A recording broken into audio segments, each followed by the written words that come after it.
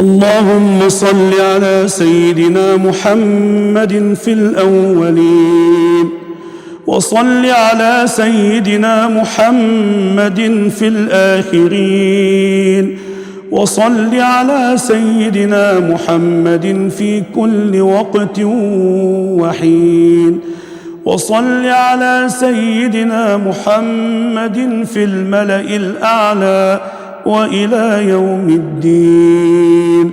اللهم ارحمنا بالقرآن، واهدنا بالقرآن، واشفنا بالقرآن، وداونا ببركة القرآن، وشفع فينا القرآن، وأدخلنا الجنة ببركة القرآن.